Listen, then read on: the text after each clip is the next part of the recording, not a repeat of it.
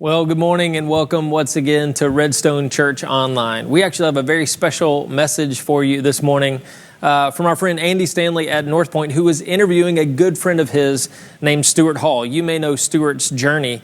It's been in the news recently where he contracted COVID-19 and had a heart attack, and combined that put him in the ICU. His life was on the line, and Lord willing, he recovered from those things and has a story to tell. The idea of the conversation today will be around the idol of certainty, and that is definitely something that is completely relevant to us during these times. Now, you received an email from me earlier this week sharing what our reopening plan would look like. It was our tentative plan, and I mentioned to you at that point that it was subject to change. And guess what? Things are changing. Over the course of this week, some new developments have occurred. One of those is that some folks in our congregation and even on our staff have turned up positive with COVID-19. So we're going to cancel our night of worship tonight. We don't want to endanger anybody by gathering in any kind of an unsafe way. So we're going to cancel tonight's gathering. We hope to do that night of worship again later sometime this month. And obviously that is going to push all of our timetable farther back down the line. And so we encourage you to pay attention to other communications we'll be providing through social media and email that will let you know future dates for reopening and gathering again as those become available. But for now, we're excited to be able to share with you this morning from Andy and Stuart, and then we'll follow that up with a few songs from our friends in the North Point Band leading us through a time of singing together. So without any further delay, here's Andy and Stuart. Today, you are in for a real treat. As the nation and as the world continues to be ravaged by COVID-19, I have a dear friend for whom the global crisis became a personal crisis. This past March, I got word that my friend Stuart Hall had tested positive for COVID-19. And when I checked in with Stuart, he was quarantining at home, and his words were, "This thing is no joke." And he was correct. His situation continued to deteriorate. 2 weeks later, his wife Kelly rushed him to the hospital where he was admitted. And, well, in a minute, I'll let Stuart and Kelly tell you what happened next. I've known Stuart and Kelly for many years. They have 3 grown kids. We've spoken at camps together. We've actually exercised and run together. We co-authored 2 books together. Stuart is a phenomenal communicator. Together, he and Kelly have literally impacted thousands of lives and influenced hundreds of adults and students to step across the line of faith. There are church leaders all over the country who point back to a single conversation with Stuart as the catalyst for why they entered full-time ministry. So with the uptick in the COVID cases and so much mystery surrounding this dangerous virus, I thought it would be great for you to hear their story from them. So here we go.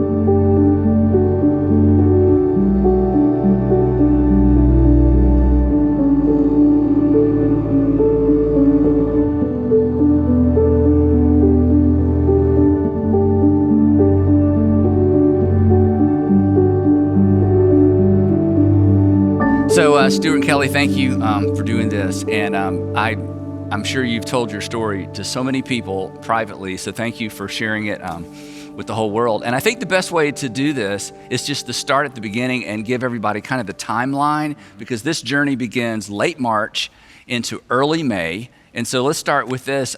You started having symptoms, and like everybody else, all through pollen season, we're all like, oh no, is this that? So what were your symptoms, and just take it from there. Right. Well, one interesting thing is this: when you look at the spectrum of the virus, my symptoms happened relatively early on comparatively to where we are today. Kelly and I try to exercise, and we had just gone on a 5-mile walk, and I just started feeling weird. I coughed a lot during that walk, and I thought there's one hill that's really steep, and I thought that was the reason why, but I got home that night and just couldn't kick it, and progressively started feeling like I had the flu.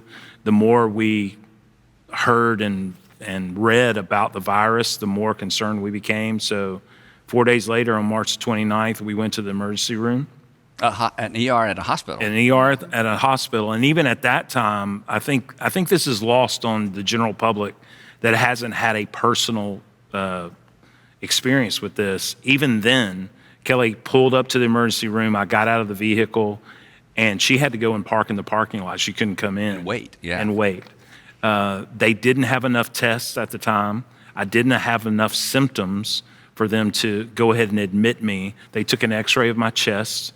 Their words exactly were, we're 97% sure you have the virus, but because you don't have enough symptoms and because we don't have enough tests, we're going to send you home to self-quarantine. So I went home, stayed in my bedroom the rest of the time until we had to go back, and I progressively got worse. My fever would spike to 104.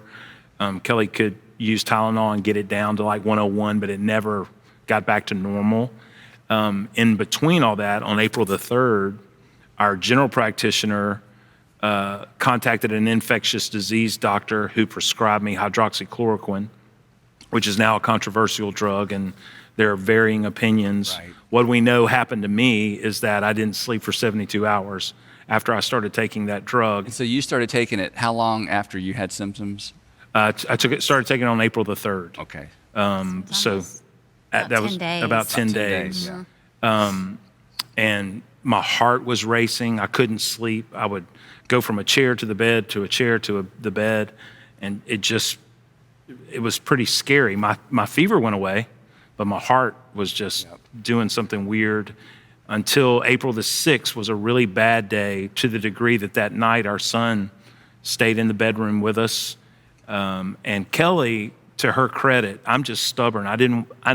We had seen so many stories. We knew that if we go back to the hospital, they're going to intubate me, they're going to put me on a ventilator, and we're going to be separated. And I, being hard-headed and stubborn, was just thinking, okay, let this medicine run its course in my body and I'll be okay. And at this point, you hadn't tested positive yet, right? I hadn't even taken a test. Right. So early morning, April the 7th, I finally looked at her and said, we need to go to the doctor, we need to go to the hospital. And so she and our son Grant rushed me to the hospital. It was this precarious on the way that she almost stopped at a fire station because I just couldn't breathe. Wow. And can I back up 1 second? So you didn't sleep for 72 hours? 72 hours. And so Kelly, you have to be thinking through all this. I mean, you're taking care of your husband, but you're also thinking if he's COVID-19 positive, perhaps so are you, all the kids. So what? I think we all knew we had experienced the virus. I had a fever probably a day before him, but mine only lasted, it was very minimal, and it only lasted for a couple of days. And then my children, our two older children, probably like towards that first weekend. So like maybe Thursday, Friday, Saturday, they were kind of just down, didn't feel good, had a little low-grade fever. But then we were all fine. Wow. And nothing, any type of symptoms, none of us had. So you didn't even suspect? Obviously you're suspecting because you're just going, everything you do at that point and you feel in your body, you're wondering, is this the virus? Yeah, that makes me feel better, right? I think everybody in the world is feeling that way. And I think it was March the 11th, like the National Basketball Association had canceled their season. So that was starting to happen as well. And we had brought both of our daughters had to come home from college. So, it was, the progression was just happening. And then it's just like all of a sudden these symptoms and you're going, no, this can't be. How are we getting this virus? Where did it come from? Who have we been around? And it's just crazy to think that we just couldn't imagine. And then the fact that we live in such a small community, we didn't want to tell people because it feels as if you have leprosy. Yep. And we didn't want to freak people out because there's so much unknown, still so much unknown, but we didn't want to just create such chaos. So we didn't tell anyone. We told our family, and we told a couple of friends because at that point we couldn't go to the grocery store any longer. None of you could? No. Or you didn't feel like we were all quarantined in the house. So we did ask a couple of families to help. Could you bring us this? Could you bring us this? But I asked them specifically, please don't tell, because I didn't want our community to know just because of chaos. I didn't want it to create that much drama. At the beginning, I mentioned that y'all have 3 adult kids, so catch us up, age of your kids, and then we'll jump back into the story. So Grant is 25. Just returned from a 2.5-year stint with the Peace Corps in Central America. Our oldest daughter will be 23 this month, Chandler, and she graduated virtually from college during the pandemic. And then our youngest, Cameron, is 20 and is already back at school. She's a soccer player, so they're already training again, which was also part of a anxiety. bit of anxiety sending her back. So Yes. at this point, all 5 of you are at home. Everybody's had mild symptoms. You're wondering, but nobody gets tested. Then Dad gets Serious symptoms. Mm-hmm. They prescribe you the drug. You still haven't been tested. You don't sleep for 72 hours. And at some point through all of that, all of us are getting texts and we're praying and and then, of course, in my mind, it's like, hey, Stuart's young and healthy and he'll get through this. Right. So, hey, dude, how's it? It's kind of casual. But then the messaging ramps up and we know it's serious. So let's go back to that terrible day. You pass the fire station. You think, Yes. we're going to make it to the ER. He was like, no, take me straight to the ER. Don't stop. And it's good we're stopping there because one thing that's crazy about this story, the last thing I remember is watching the movie Creed on the night of April the 6th. And the next thing I remember is starting to come out of the fog in ICU. Yeah. And I've had to be told everything else. And that's an important thing for our audience to understand, that from the March or April 7th on, what the rest of this story you only know because By word of Kelly mouth. and the doctors and some close friends have told you, because essentially you are out of it. I'm out of it, So yeah. you get to the hospital. He hasn't slept in 72 hours. He's very sick. His heart is racing. What happens? So they allow me this time to go in with him. And so my son now is sitting in the parking lot by himself. As soon as I go in, they start asking me, of course, we go into a secluded area, and they start asking me every question about his symptoms and what's happening. And then the last thing the doctor says is we've got to intubate him. And I'm like, I The figured. same day? This was when it was early morning on the 7th. Okay. So he's like, we've got to intubate him because his oxygen level was just horrifically low. And I said, I figured you would. And he said, you're going to have to leave now. And I'm like, okay. So the last thing Stuart told me is, you might have saved my life. And they walked me out to the waiting room. And I sat there for probably maybe another 45 minutes. At this point, my daughters had gotten to the parking lot and were sitting with our son. So all 3 of them are sitting in the parking lot, and I'm waiting on somebody just to come tell me the next step. Well, the first person that comes and talks to me is a cardiologist, and Dr. Kakar, and he comes in and says, hey, I want to let you know that either your husband is either having or has had a heart attack, which I'm going, what? I mean, he's a healthy, that never crossed my mind. Right. And he said, do we have permission to go in and look? And I'm like, absolutely. So that was another 2.5 probably hours. He comes back finally and says his main artery was 100% blocked. We have put a stent in. He's also in congestive heart failure. So we've put a pump on his heart. At this time, I asked him, could I get my children on the phone that he could tell all of us instead of just me? And he said, yes. So he told us all the information at the same time. Well, my son said, what are his chances of survival? And he said, well, if it was just the heart attack, I'd say 50%. He said, but the fact that he's COVID positive, they're assuming, they have not tested him at this point, but of course, all signs point there. He's been intubated and he's in congestive heart failure. He said, it's not good. I don't give him much. Basically, I don't give him much hope. But then he said, what I will tell you is I'm a man of faith. And he said, at this point, it's time to pray.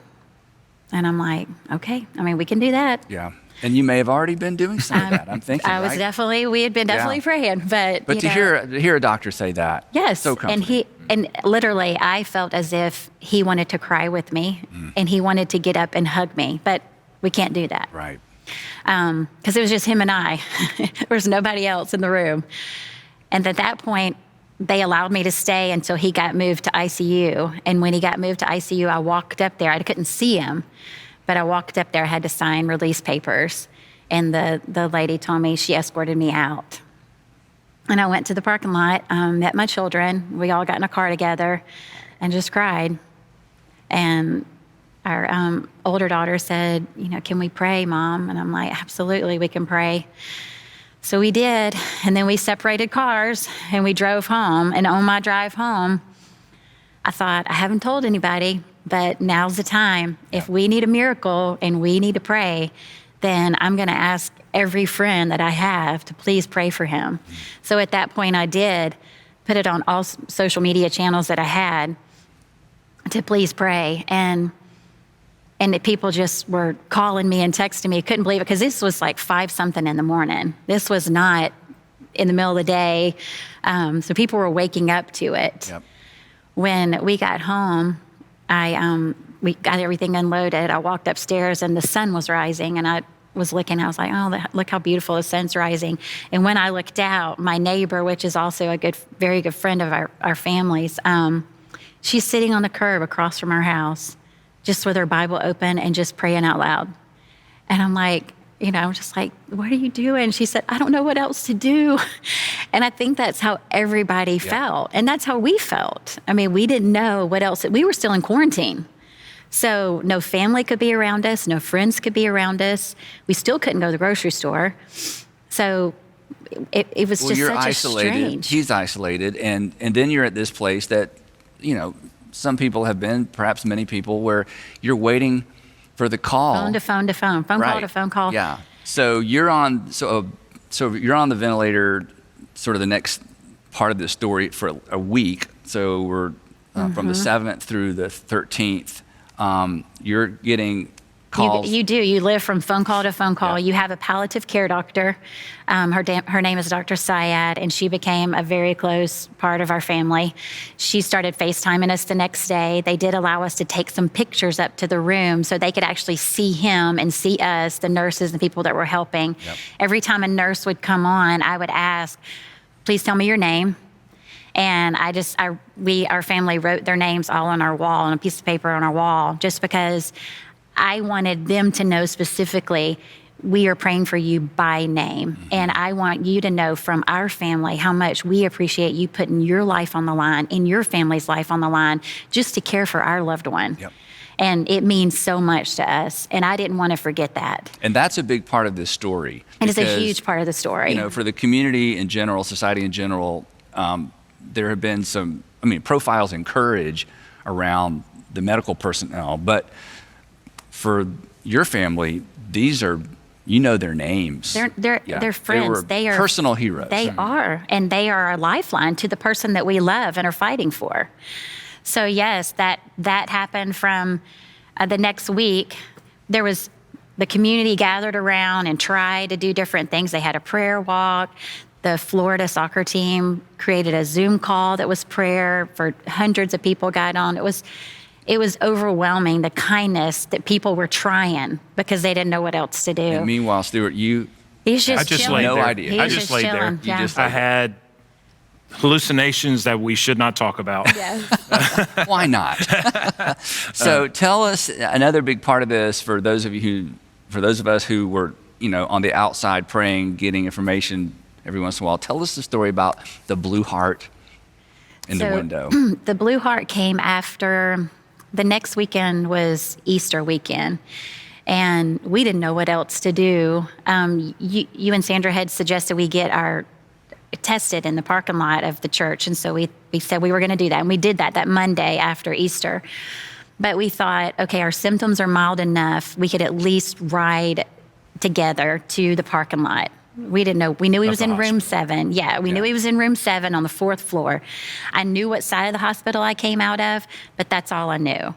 At this point, we were updating people via social media. So I think some of the people from the hospital started following us and realizing that we were sitting in the parking lot. Looking up at the side of a hospital, wondering, which window, right? Yes. And one of his first nurses, her name was Melody, she came back to work after being off. And she brought this poster paper, and it was a blue polka dotted heart, and she put up in his window that faced 400 out in the parking lot. And she told us, I have put this heart in the window so you can know what room he's in.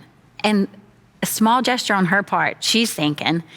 But for us, it was huge. life. Yeah. It was so life-giving for me and my children, as well as for the community, friends, family. And then it ended up becoming over social media. Like, this heart represented Stuart. It became like what everybody was praying for, this one heart.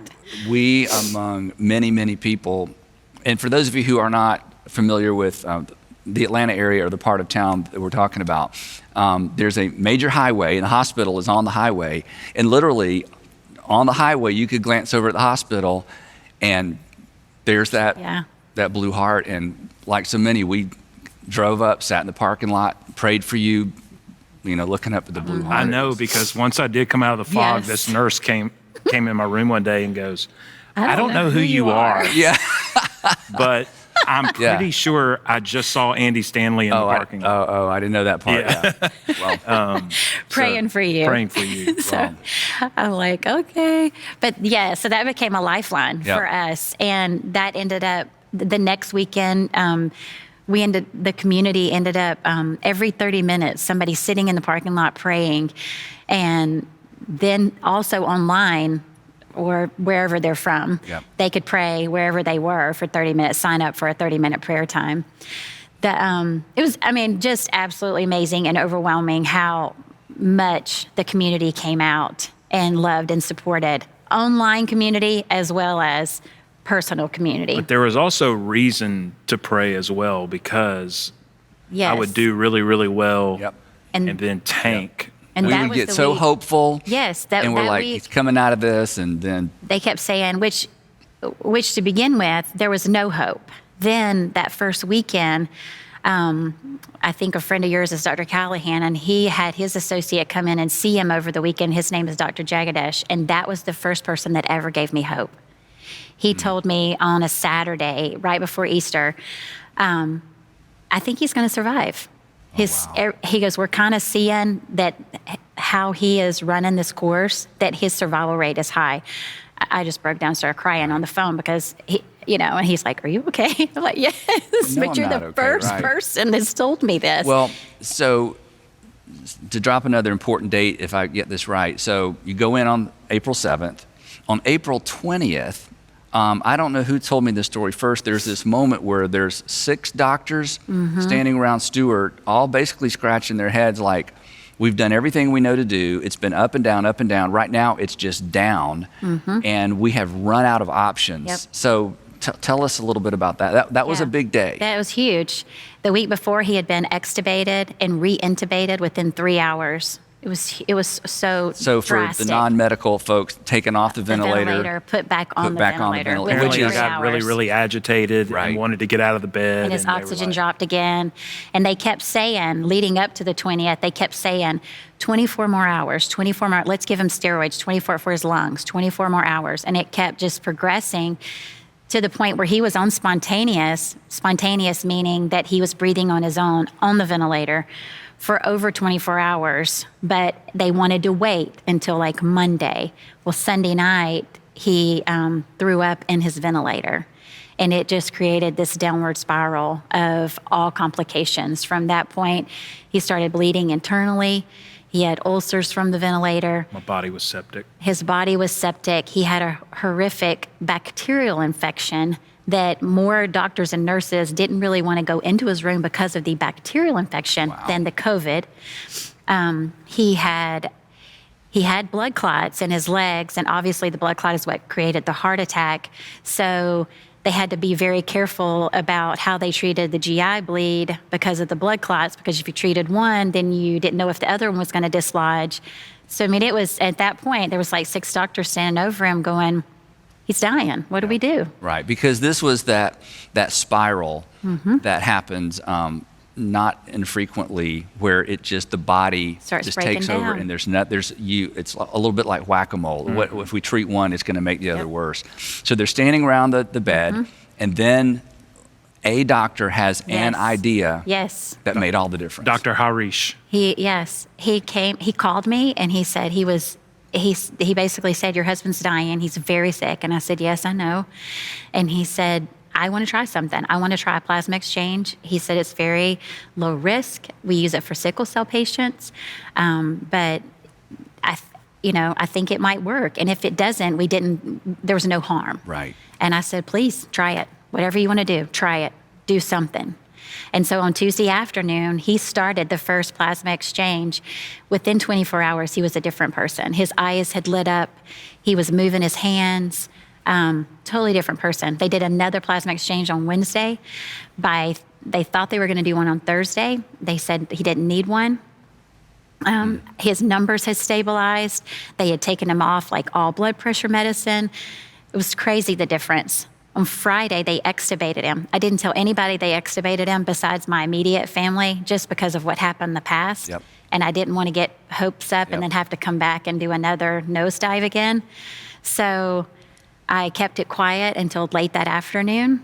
And from that point on, things just started going so fast. He was sitting in a chair on Saturday. The physical therapists had him sitting up in a chair for like an hour on Saturday after he was extubated on Friday. Sunday, I took his phone to him. He's FaceTiming us himself. So is that when you went to the ICU and got to see him for the first time? That was a little bit later because then. So this is all within a week. Because I remember Like getting a the weekend. text, Yeah, and it was it like, was, wait a minute, yeah. we're Yes. we're planning, we're mentally going, planning a yes. funeral. It was It was bad. Right. It was bad. I remember walking down our street and I wasn't really making eye contact with people. And one of the neighbors says, how are things today? And I just started crying. I said, it's not good. It's not good. And at that point, the turnaround was so drastic. His palliative care doctor thought he's about to turn a corner. He can go one or two ways. And she got permission for me to come spend 45 minutes with them. So this is your in the first time ICU. to see him Since in 3? April, at least 20-something days. Wow. I thought it was just a really attractive nurse out in the hallway. and then I'm like, there was a nurse in my room and I'm like, I think that's my wife. So you're At becoming this point, aware. I'm coming out of the fog. And and I had, and I still am, it's hard for me to talk about. I was so emotional because I couldn't put the pieces together of where am I? And I had a heart attack. And he couldn't understand why we weren't there. right. So her coming in the room and just being able to touch her and kiss her, and then for her to kind of explain, this is what's going on. It's the brilliance and wisdom of Dr. Saya, because she just called it. She's like, this is what he needs. He needs his wife. And with that, in regard to that, I had to, there was a couple of situations that happened, but on my way, of course, I thought I threw all risk out the window when she called and said, I've got a surprise for you. So I'm like, yes, I'm in the car. I'm on the way to the hospital. Well, my son calls Dr. Syed as I'm driving to the hospital and wants her to explain to him why it is okay for me to come now when I couldn't come all this time. Right. And then could she promise him that he was going to take care of me? What were you going to do to take care? Because I didn't even think about it, but like, your dad's almost dying and now your mom's going to be put at risk. Mm-hmm. That didn't even cross my mind. I'm just thinking, I get to see Stuart. I'm going. Which when I got to the hospital, Dr. Syed was like, your son just called. He's looking out after mom. Yes, he was. And then 2 days. I had to garb up, to go in, totally.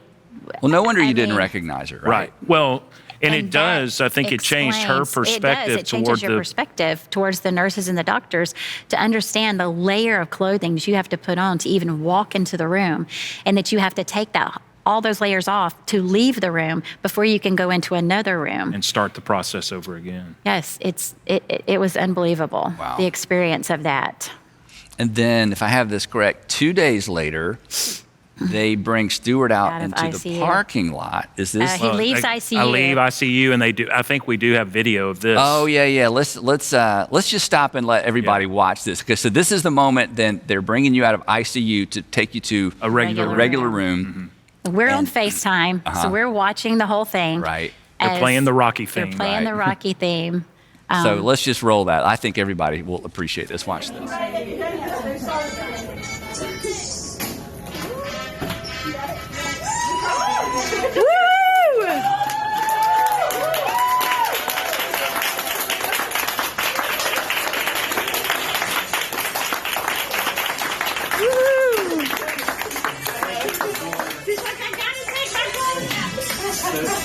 First of all, thank you all for what you do for my family, but also thank you for completely humiliating me right now.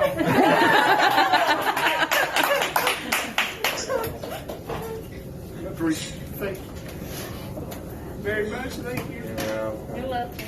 Well, you had a team rallying around you out there.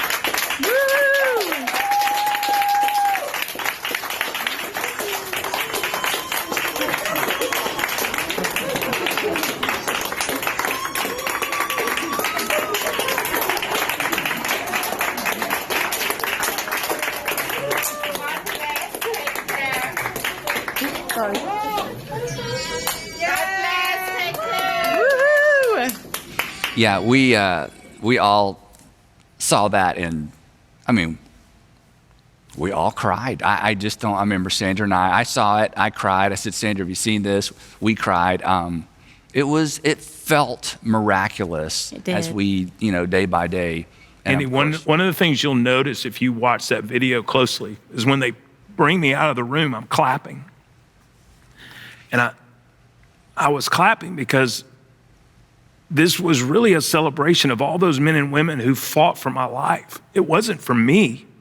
And I had such a hard time talking because I just was looking in the faces of people, as Kelly said earlier,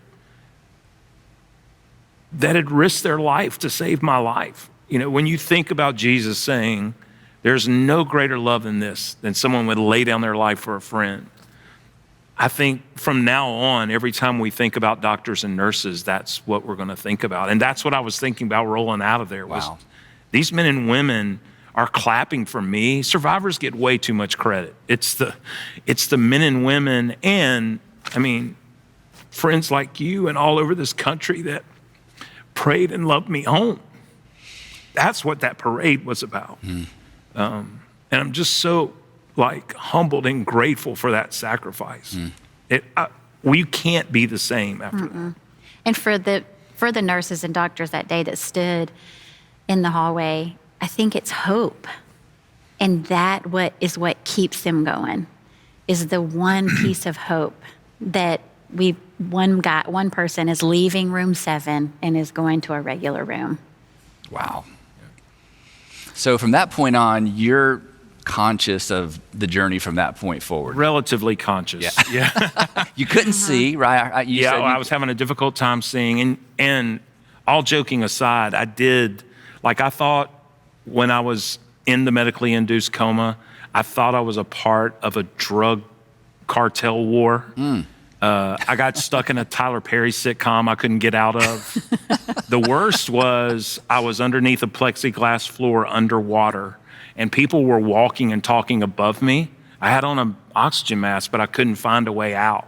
Oh, gosh. So as you're coming out of the fog, reality didn't make sense. But once I got into a regular room, I was able to, the more that medicine got out of your body, the physical therapist, all of that. The reason they allowed us to see him outside was because they did think they were going to have to take him to acute therapy where he would have to stay for another week or two. And he was fighting them so hard. And I'm like, he will do the right thing if he can just let him see us. Yep. If he can see us and touch us, then he will do the right thing if that's what you feel like he needs to do. I just wanted to be able to tell my kids I'm going to be okay.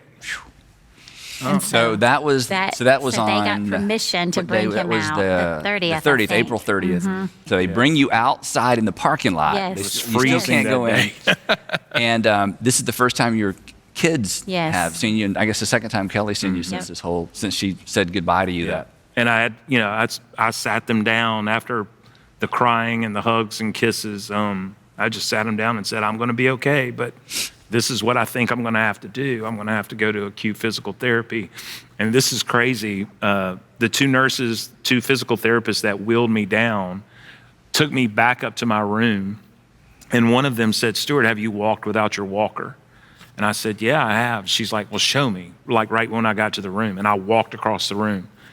And she said, you don't need acute physical therapy. Oh, wow. And so from that point on, he came home. yeah. When did he come home? May 2nd, 2 days later. 2 days later. Yeah. All of our friends and family had lined The parade. The parade, Yeah, yeah. it was a big deal. Yeah. Big deal. And they were, what's so sweet is our friends feel just as much celebrated as he did, because I think this was a fight we dug in and we're fighting on his behalf. Yeah. You know, and it was just a humongous celebration of he did it. He made it. He's alive. He's here. And to actually see a miracle walking, and we felt, you know, I don't even know what the number is today, but 32,000 people have died. And why God chose to save him, you know, we couldn't understand that. And we couldn't understand just the despair that these people and these families, because of what we felt, but then that they had to say goodbye, that we felt so unworthy that we're getting to celebrate him, but we're also so grateful. Yeah. And to walk in the midst of that, of knowing that, thank you, God, for saving him. And then the reality that other people, so many other thousands of people have walked through where they did not have our reality. So before we wrap up, I do want to ask some specific questions, really as this whole event intersects with your faith. As I mentioned when we started, I mean, both of you have been doing ministry for many, many years. You've taught all kinds of things. You've navigated people through all kinds of things as a pastor. But this was your time. Suddenly, you're in the valley, literally the valley of the shadow of death, and now you're on the other side of it. And as you alluded to earlier, Stuart, you can't come through this unmarked. So, Kelly, I want to start with you. When you told the story before, you said there was a moment you were on your porch, and it was during a sunrise, and you had kind of a breakthrough. You described it as sort of this intimate moment with God as your questions and fears, everything kind of comes crashing in. It did. I think the whole time from the very first night, I was confident that God could heal him, but I didn't know if he was going to choose to. And my couple of things through the whole process is, with my family, is I didn't want this to tear us apart, and I did not want my relationship to God to change, for them to see a change in me regardless of the outcome. And that was my two biggest, strongest things through the whole process. The night that he threw up in his ventilator, I couldn't go back to sleep, and so I got up and I just sat outside, had a cup of coffee, and the sun was coming up, and I just felt like I just said, all right, God, this is it. We've gone up and down, and here we are, and we're at a crossroads. I don't want to give him up, but I will. And this is, I feel like you can have him if that's what you want. And the day before, I had read something from Bob Goff, and it says, hope doesn't go to sleep just because it's dark outside. It lights a candle and stays up, waiting for the rest of the story. Are you living in anticipation of God surprising you? This is a place where God meets us in the power of the resurrection. It's in the dark places. He finds us in the places between the miracles. Wow. And I didn't know what miracle I'd come from and what miracle I was headed to, but I knew I was in that middle. And I knew that was the only thing I had to hold on to.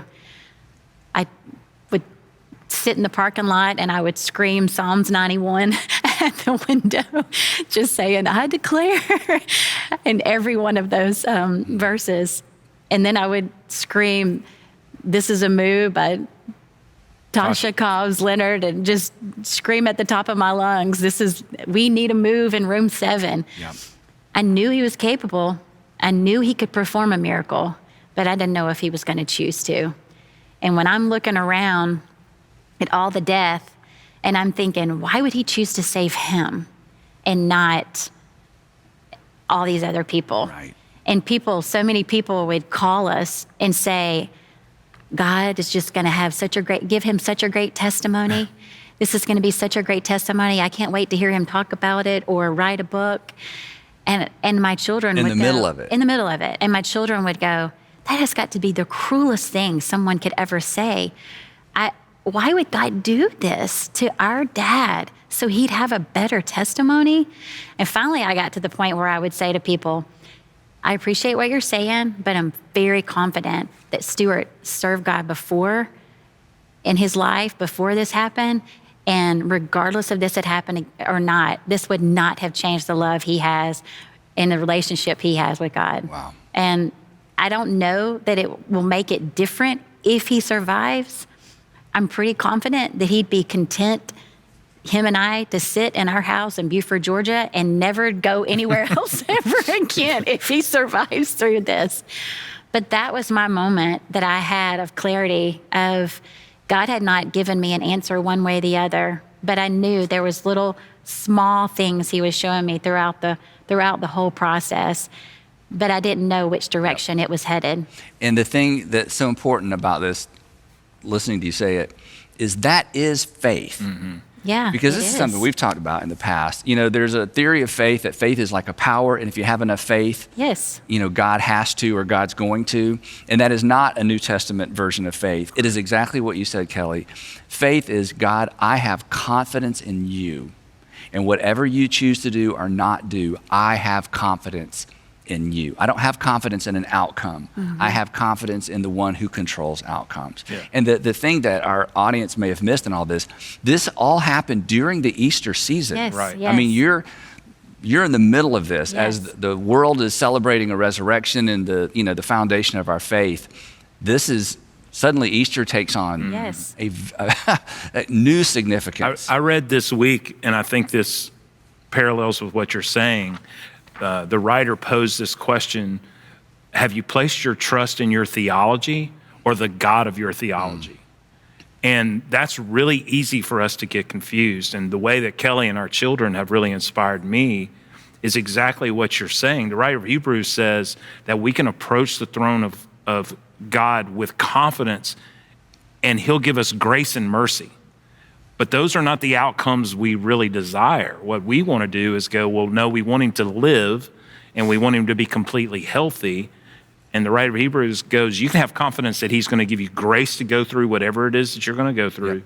And he's going to be merciful to you in that process. And it pushes against this. If we get really honest, I think all of us, we tend to live, our faith winds up being a churched up version of the American dream.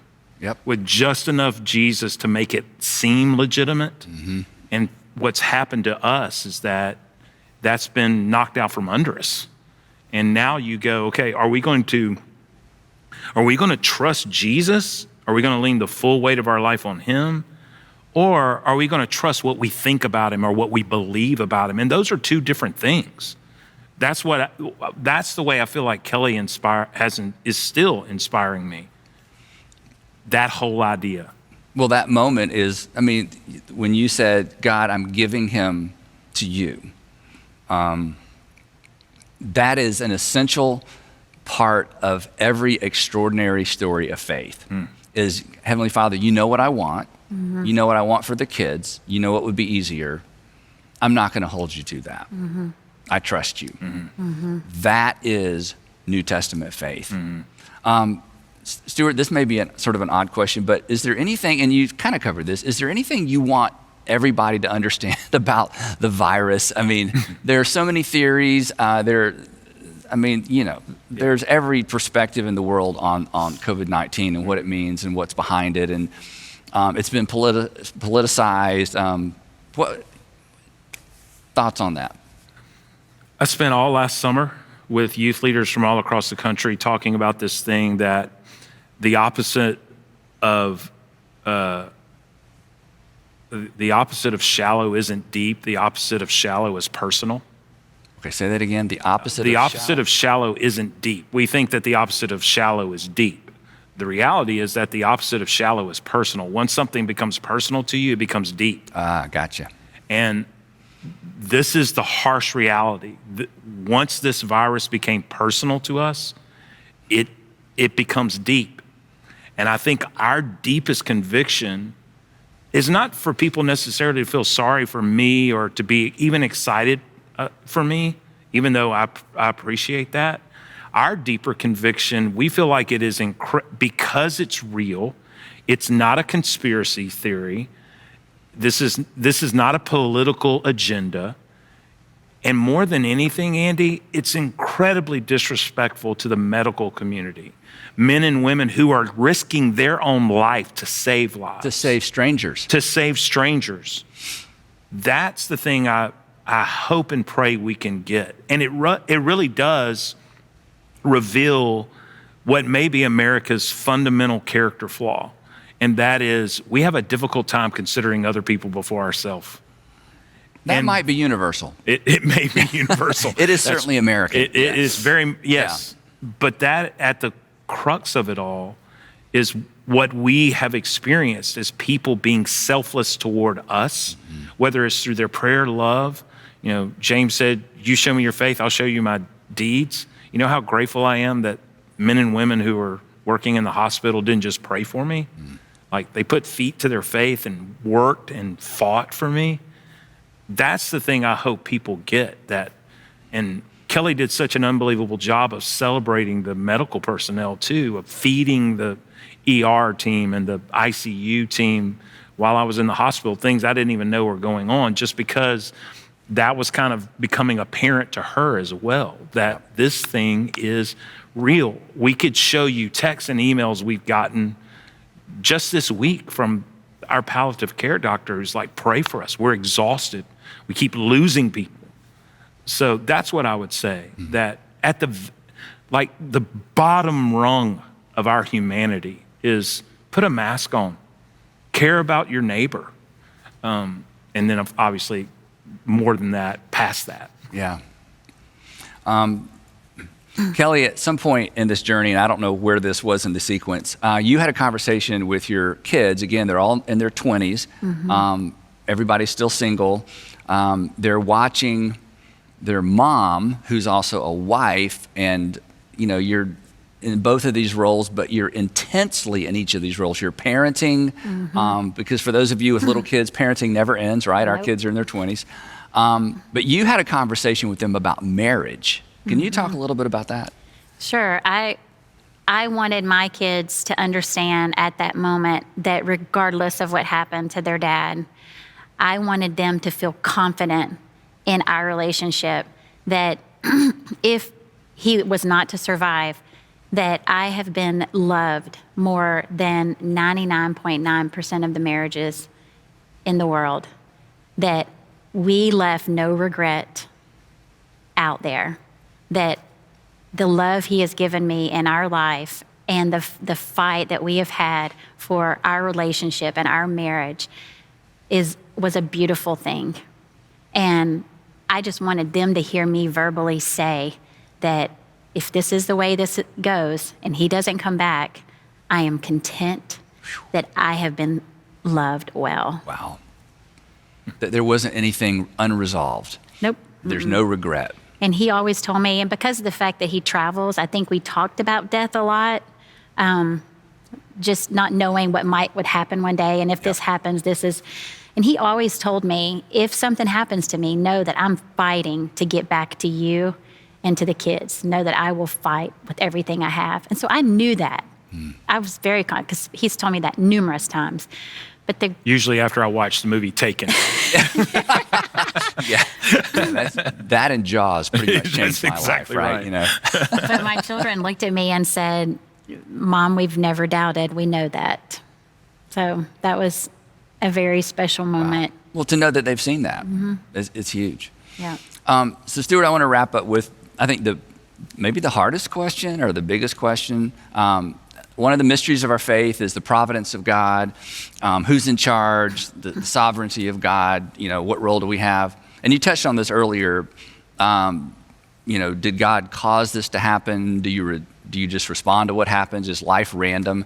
How has this event changed your view of the sovereignty of God or God's activity in the world? I mean, the whole issue of certainty, talk a little bit about that. Well, Kelly and I had already been wrestling with that a little bit. We did have a window of time as empty nesters where she would travel with me when I would go and speak different places. And the more we've been around the country, the more we've talked to people, the more I started feeling really antsy about this reality that, and this sounds really harsh, Andy, but I feel like we've made an idol out of certainty. And an idol isn't an idol because it has a particular, property to it. An idol is an idol because of the value you place on it. Right. And so much of our existence revolves around security and certainty.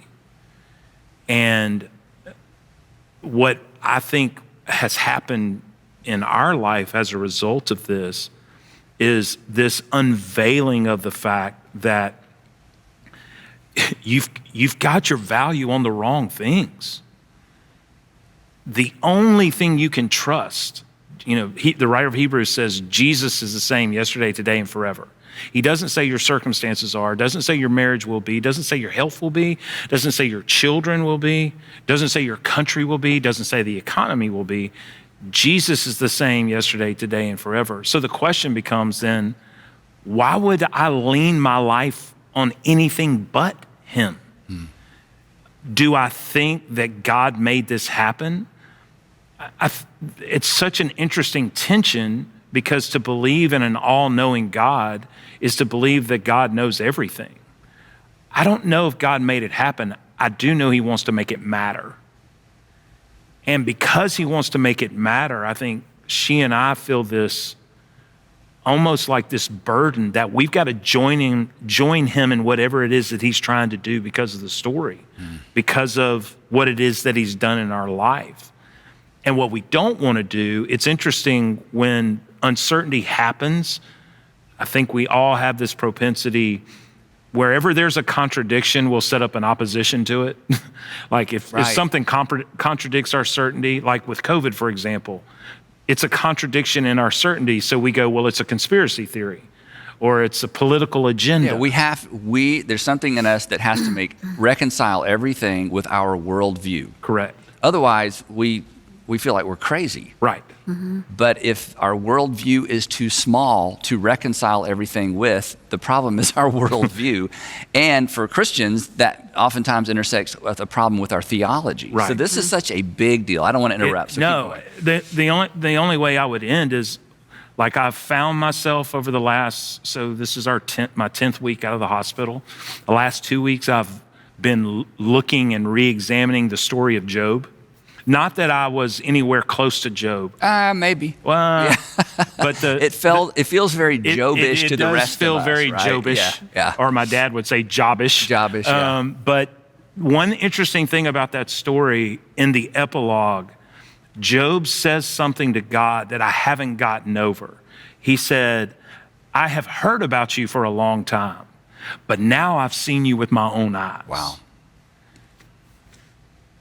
That's where I kind of feel like we are. Like, I've heard about all this, but now I've seen him with my own eyes. Why would I trust anyone but him? Because he's the only thing that doesn't move. He's the only thing that doesn't change. And he's really the one working this in and through us for his own good. Paul says that it works together for good. He doesn't say that everything is good. Not one time have we asked, not because we're more spiritual than anybody, but I haven't asked why me. I'm like, okay, how do we make this matter? Because she said it best. Like, Andy, that's probably the hardest part for me is, why am I still alive? And all these people who have every reason to be alive have passed away. I don't think God made that happen. He just wants us to make it matter. That's kind of probably where we've landed. No, that's And that's a big thought. Go ahead, The Kelly. blue heart, we ended up framing it. I'm sure. Because as we left the hospital, all the nurses and doctors signed it and wrote like a note to him. And for us, it's become like our 12 stones. And I don't ever want to forget two things: what God did, and then what this population of doctors and nurses, just the human decency that they loved us so well and cared for us so well, that helped create the miracle. If we're not careful, I've said this in a couple of interviews. I think it's a Romanian French playwright that says that over-explanation separates us from astonishment. And we are a culture that has to have an explanation for everything. And there's just no explanation except God. There really isn't. And the faith of people who put their feet to what they believed in. Yep. Well, I don't know if this will feel awkward or not, but I would like to close by giving you an opportunity just to straight to camera address our audience. And you've said so much. You may want to repeat something you've already said, or there may be kind of a closing final thought. But if you were sitting over a coffee table with our audience, either single men and women, married men and women, seniors, high school students, college students, and you had your, here's your... The elevator pitch. The elevator pitch, yeah, this final moment. What do you say? I would probably say that I think we have the wrong job description for love. As humans, we're always trying to avoid pain. As parents, we're always trying to protect our children from pain. As friends, we're always trying to fix each other's pain. And no wonder we always feel like failures, because life it's the human drama. It's pleasure and pain. And the question I would have you wrestle with is just simply this: what are you going to trust in when that pain happens, when your certainty is made uncertain? Are you going to lean your life on your own understanding, your own ability to reason, your own ability to wrap this up and put a bow on it? Or will you trust your life to the only one that doesn't change, that doesn't move, and can actually heal you of your pain, can heal you and your hurt? And the last thing I would say is that your love for Jesus doesn't have to be perfect. It just has to be true.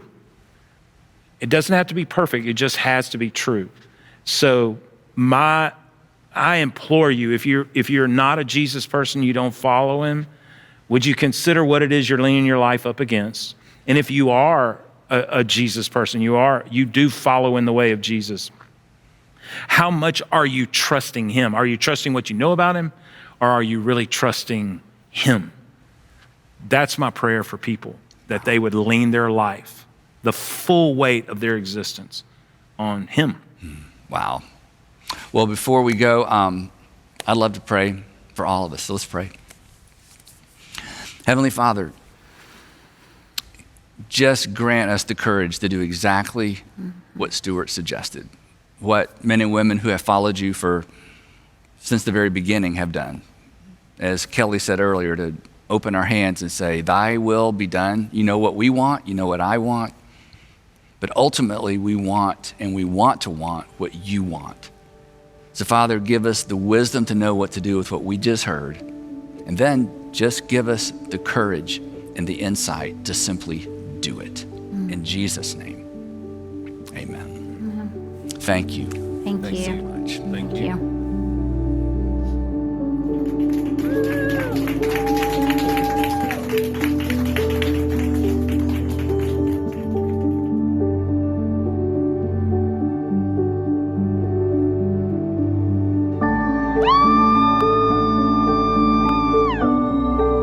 We love you, Stuart!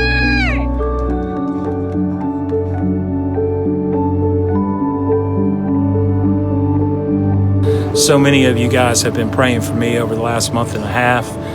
as I fought the coronavirus and a COVID-19 induced heart attack. I just wanted you to know how much my family and I appreciate it. I am home. I'm on the mend. Rehab is absolutely kicking my tail, but it's a beautiful kind of pain. And hopefully I can see you guys soon. We love you. Thank you again. Thanks for being Jesus to us.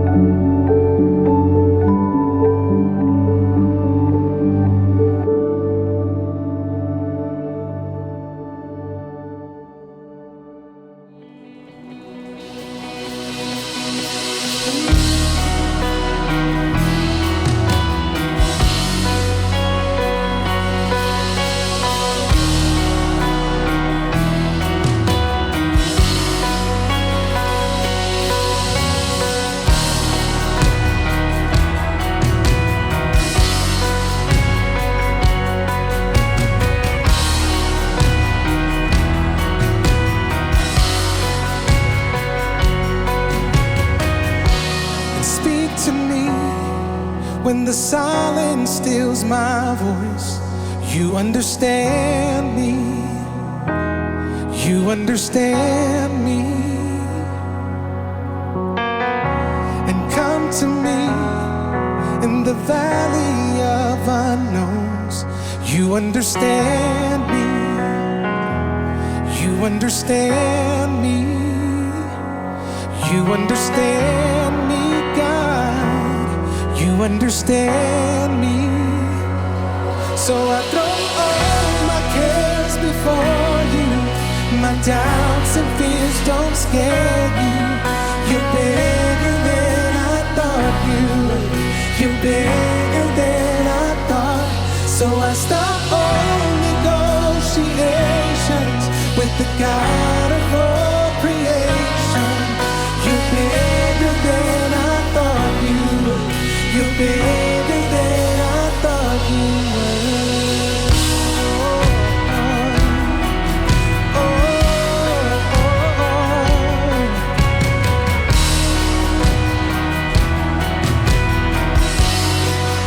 Come on, help me sing and say.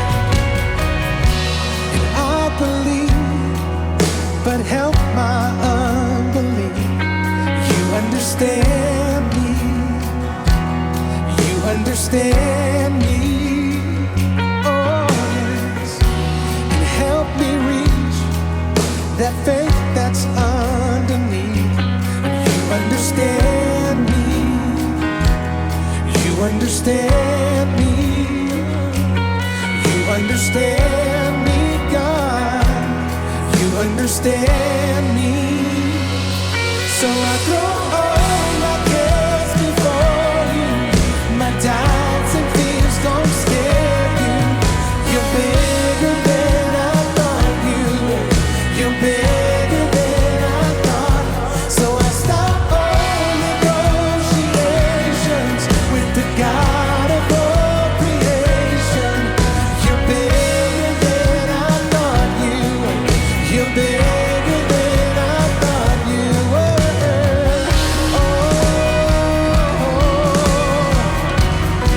So much bigger, Lord, so much bigger, Lord.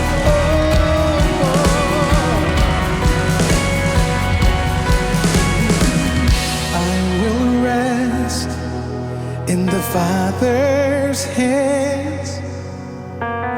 Leave the rest in the Father's hands. I will rest in the Father's hands. Leave the rest in the Father's hands. Say, I will rest in the Father's hands. Leave the rest in the Father's hands.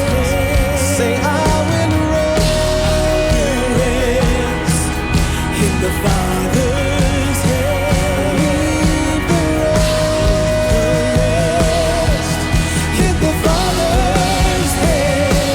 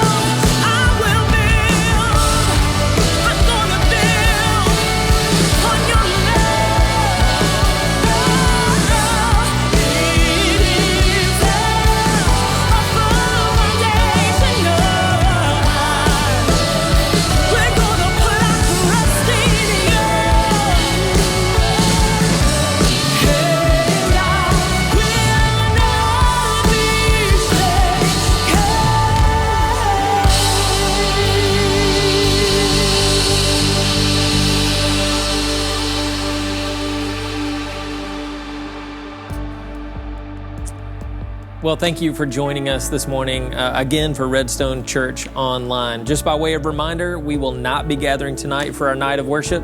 We've canceled that. We're going to push that back to later on this month. So pay attention to our other communications so you can be up to date with what's happening. We're starting a new series next week online with Andy called Leading Through. So that's what we have coming up right around the corner. Until then, we hope you have a great week, and we will see you next time.